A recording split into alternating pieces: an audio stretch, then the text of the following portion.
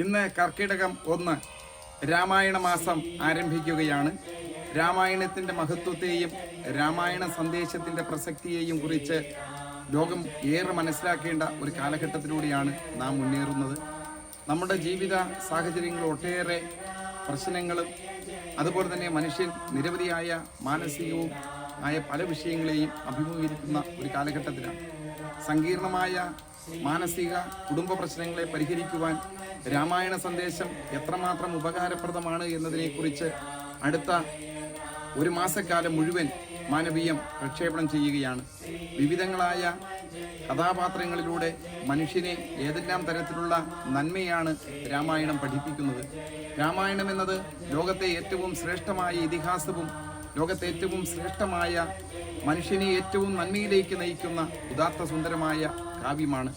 ആദ്യകാവ്യം എന്ന രീതിയിൽ വാൽമീകി മഹർഷിയുടെ തൂലികയിൽ നിന്നും പുറപ്പെട്ട് എല്ലാ തരത്തിലുള്ള സാമൂഹിക തിന്മകൾക്കുമെതിരെ മനുഷ്യനെ ഉദ്ബോധിപ്പിക്കുകയും നന്മയുള്ള ഒരു സമൂഹത്തെ വാർത്തെടുക്കുവാൻ ഏറ്റവും നന്മ നിറഞ്ഞ കുടുംബാംഗങ്ങളെ, വ്യക്തികളെ എല്ലാം സമൂഹത്തിന് സംഭാവന ചെയ്യുവാൻ തീർച്ചയായും രാമായണ സന്ദേശം ഏറെ ഉപകാരപ്പെടുന്നതാണ്.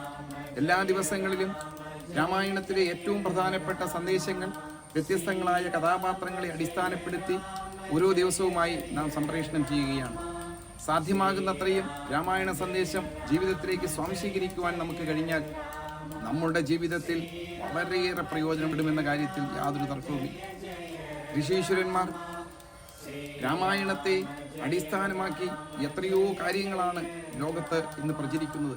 ലോകമെമ്പാടും എത്രയോ രാമായണങ്ങളുടെ വേർഷൻസ് ഉണ്ട്. വാൽമീകി രാമായണത്തിൽ തുടങ്ങി അനേകം രാമായണങ്ങൾ ഇന്ന് ലോകത്തെമ്പാടും പ്രചാരത്തിലുണ്ട്.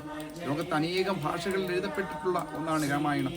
രാമായണത്തിൻ്റെ പ്രസക്തി കാലികമായി എത്രമാത്രം വലുതാണ് എന്ന് ബോധ്യപ്പെടുത്തുന്നതിനാണ് ഈ കാര്യങ്ങൾ സൂചിപ്പിച്ചത്. പുതിയ തലമുറ തീർച്ചയായും മനസ്സിലാക്കേണ്ട ഏറ്റവും പ്രധാനപ്പെട്ട ആധ്യാത്മിക ഗ്രന്ഥങ്ങളിൽ അദ്വിതീയ സ്ഥാനം രാമായണത്തിനുണ്ട്. കർക്കിടകം മുഴുവനും രാമായണ മാസമായി മലയാളികൾ ആചരിക്കുകയാണ്.